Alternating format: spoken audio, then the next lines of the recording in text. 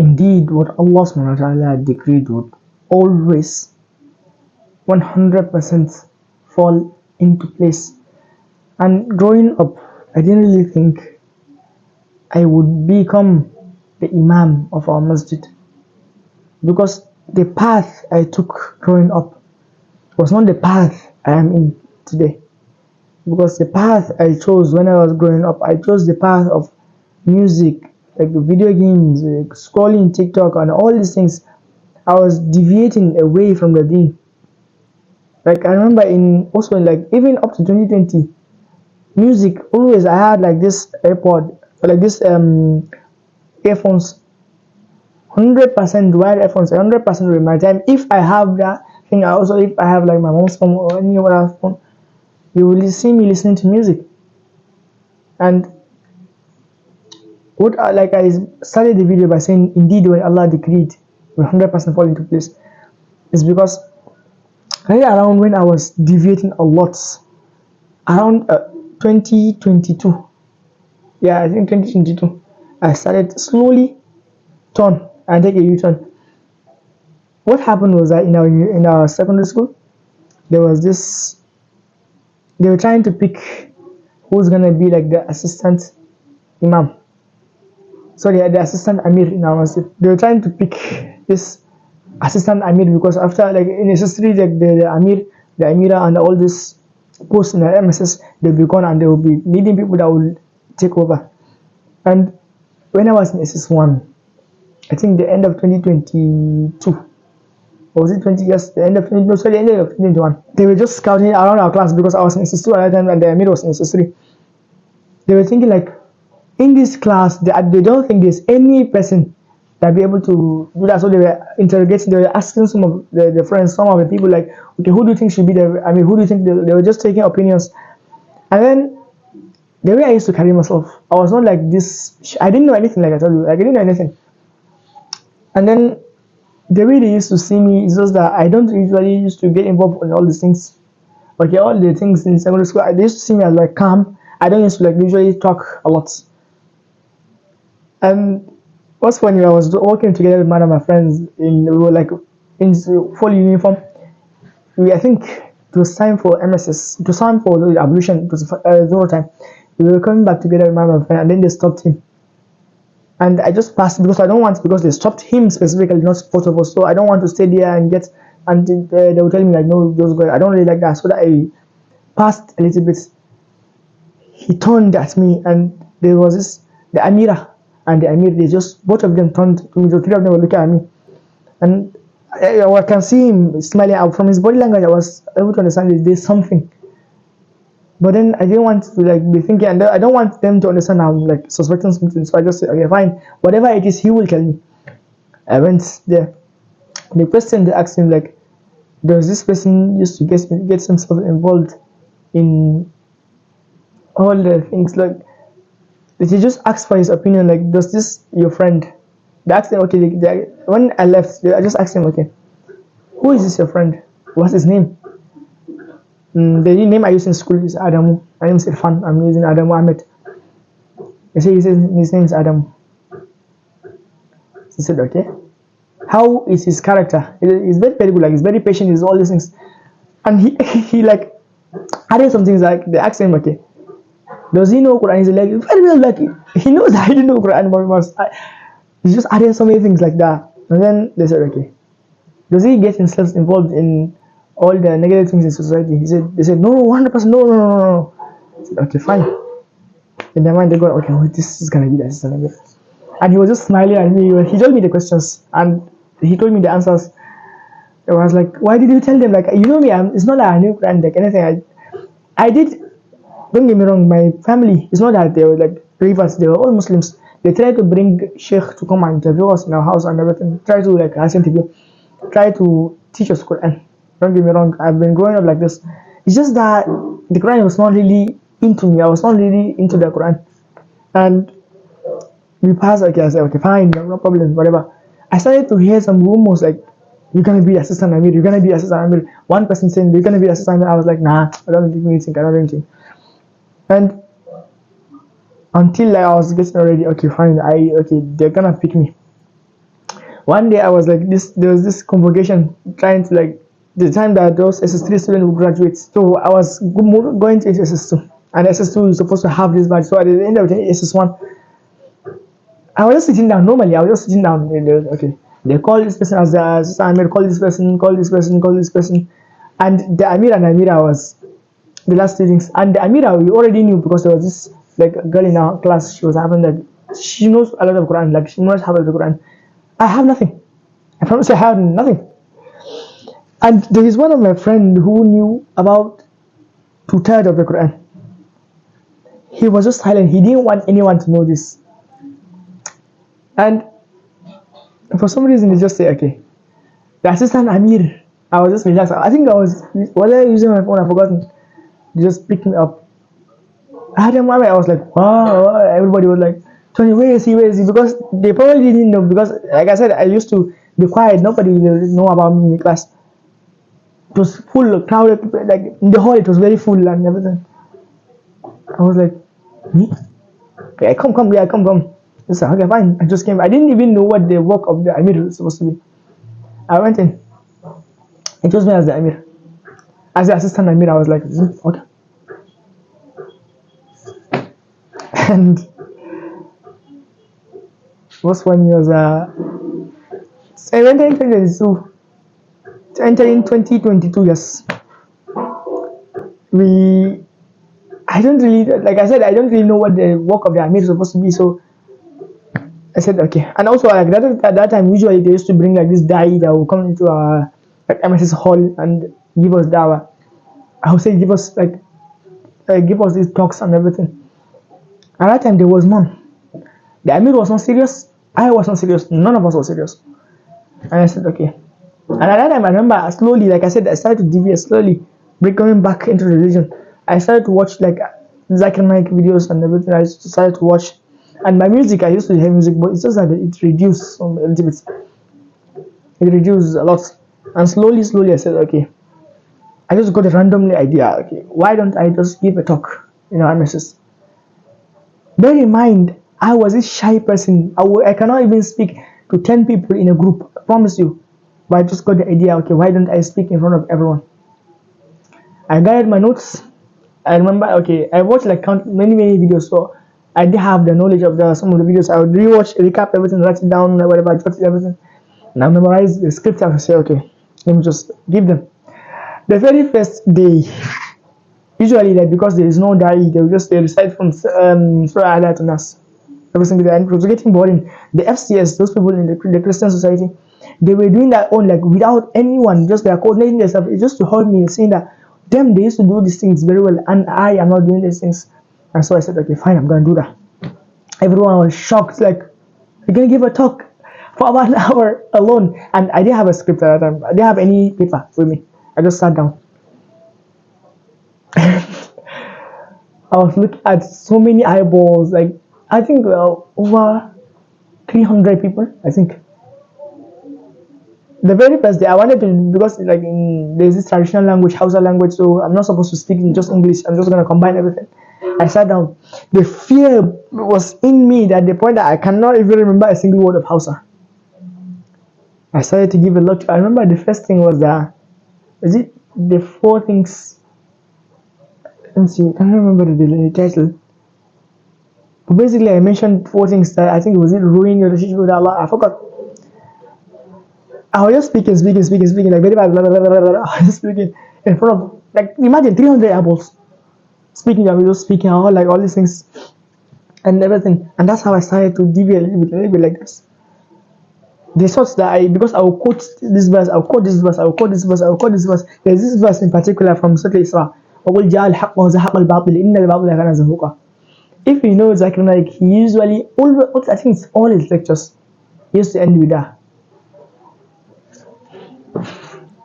And the verse, I think the meaning of the verse is like, the truth has arrived, for falsehood perishes, for falsehood is bound to perish. And Zakir Naik, because he has this like his tongue, he's not able to like articulate properly. The way he used to say it, I just did it the same way. I don't follow the rule. So anyone that knows this verse knows that I'm not saying it very well. And I didn't know, I just saying it out loud, I would quote this verse. In fact, there was a time I even quoted it from Tafsir al-Jalalain because I saw a lecture, a person quoted the same thing. I just quoted it out, so they thought I was like this Hafiz, this Ustad, this Mufassir. And I just get the lecture. I got it out of my chest. Next week I did the same thing the next week. And I was also going to, like, I was writing my works and everything, so I was not always in school. So some weeks I'm not available, some weeks I'm not available. I think the last lecture I gave was, I was in like, and this thing. And after some time actually, they brought out the ustaz, so no need of me to be there available. That week I did not plan anything. I don't have anything. They brought the da'i. They called the da'i. He said like he's not gonna be available. And I was sitting down because normally I would prepare like this. I would spend weeks preparing and everything. I didn't prepare anything. And they told me, okay, Irfan, you have to give a lecture. I was like, I don't have anything to prepare. Like just get. I don't have. They were just pushing me. I'm like, no. I sat down. I was scared. I remember like 300 apples. I was like, oh my god, what should I do? What do I do?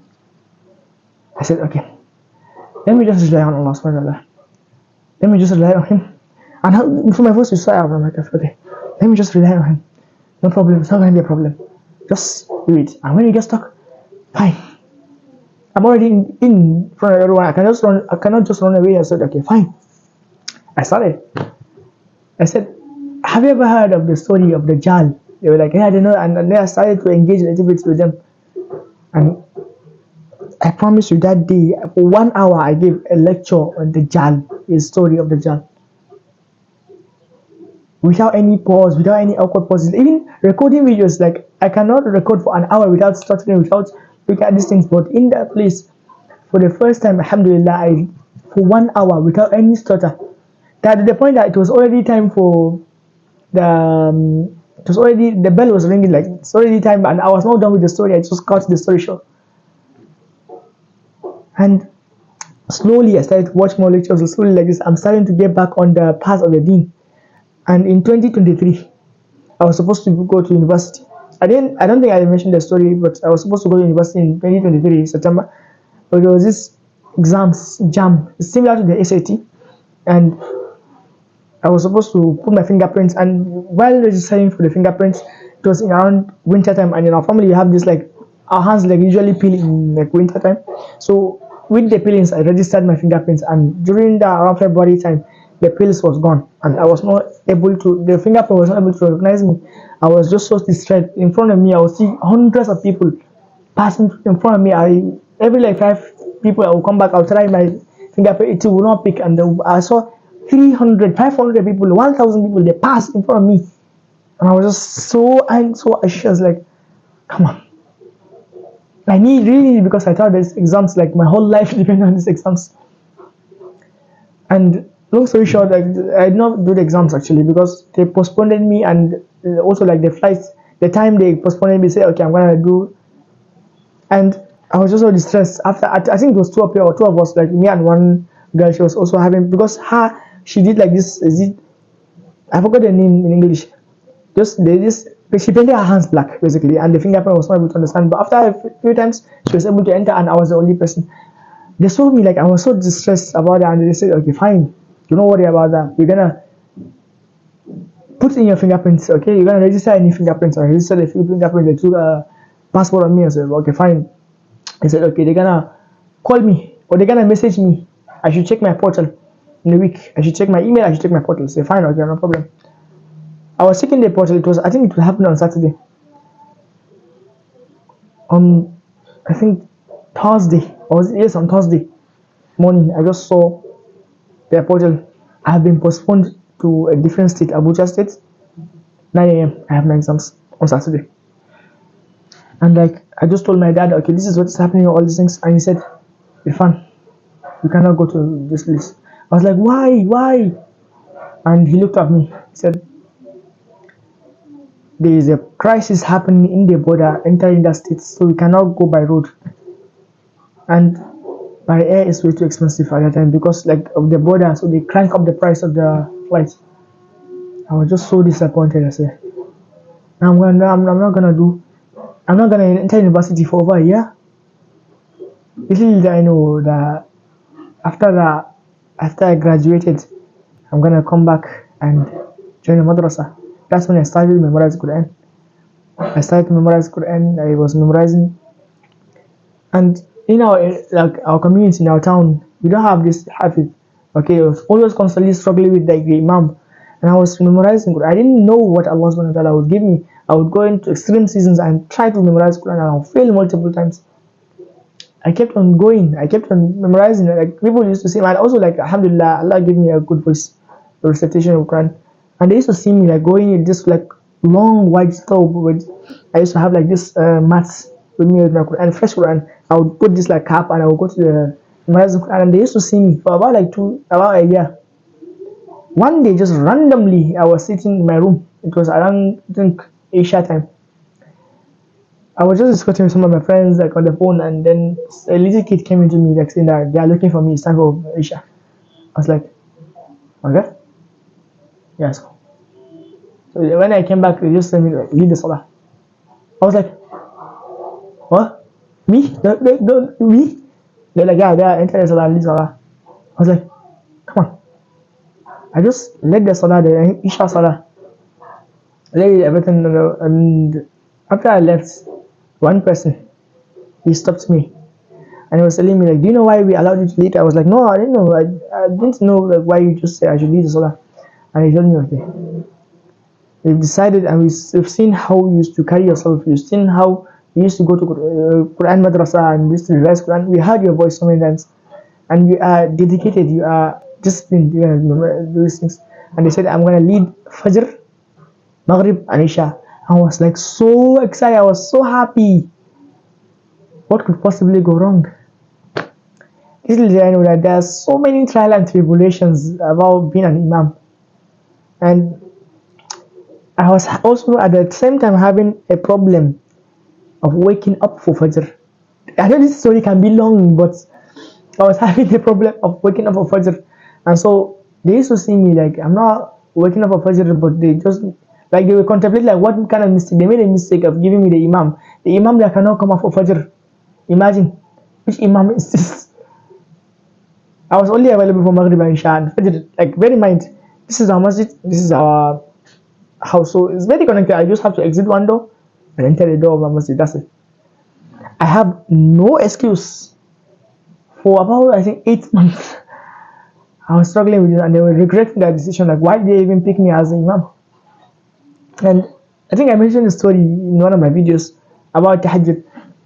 For a while, my mom was just saying me like, "How can you be the imam and you're not waking up for Fajr?" And I wish there's a way I can explain to them. It's not that I'm not waking up. I'm not even hearing the alarm. Okay, I just have almost no willpower to get up for Fajr. I have no excuse. Nobody will listen to me. I tried giving excuse. Imagine 8 months. How many days is 8 months? About 240 days, approximately. So to almost above, more than that, because there's this like 31 days or whatever. Let's just say 200 days. Imagine having an excuse for 200 days. What kind of excuse will we have? It's just too much. And my mom was saying me like I'm not waking up for Fajr, and she tried to wake me up. I'm not waking up, and so she forced me to wake up for Fajr. She would open my door. She would start shouting at me, and I would sometimes hear the shout, and sometimes I'm not hearing it. And she got a brilliant idea. The moment she knows how much I hate waking up at night to do something. She knows it because she knows me very well. She knows how much I hate that, and so she just said it. She called my brother. Okay, bring in the cold water. The moment I heard that word, my eyes will be up. I'll be like, mm-mm. She knows just how much I hate that. She's like, bring it very fast. Don't wake up. Bring it. And oh my god, like I'm black. Like you know that black people don't like cold water. They like drinking cold water, but they don't like cold water on their skin. And I was like, oh my god, oh my god, like, oh my god, please, no, please. I had to force myself to get up over here and go to the masjid. And slowly, I started to, okay, by the time I'm done with like the ablution and everything, they're already done with the fajr. And slowly, I started to get up by myself and started to get up a little bit earlier. When the days I'm not up, she would come and check me. If I'm not up, she'd bring the cold water as usual. up slowly. I started to wake up for Fajr consistently. And one time, actually, the Imam of the masjid, because he comes from a very far distance, every single time he's trying to find someone that will replace him. They wanted me, but they cannot just pick me because I don't used to wake up for Fajr. And when he saw me waking up for Fajr consistently, they said, okay, they're gonna give me a second chance. He gave me a second chance. We started to do, and there was this like Quran competition, so I have to leave the masjid and be staying up in the madrasa, and I will not be able to be available. All these things they stopped, and there's just like some problems here and there, like many problems, I can tell you. And after that, I came back. The person was gone. In Ramadan, he said he's gonna do his very last thing. He doesn't care whether there will be someone that will replace him or not. He's just gonna leave. It's just way too much. He left completely, and I was the only available option. Even though they didn't want me to be the imam, I was the only available option. And they said, okay, fine, you're gonna lead Fajr Salah. Finally, you're gonna lead Fajr Salah. They told me about Maghrib and Sham. Said that no, I'm not available most of the time because I was also going to the madrasa in the past and everything. They gave me the imam of Fajr, and I started to. I can't believe like I'll be able to tell this story when I was in the past because it's just like not me, okay?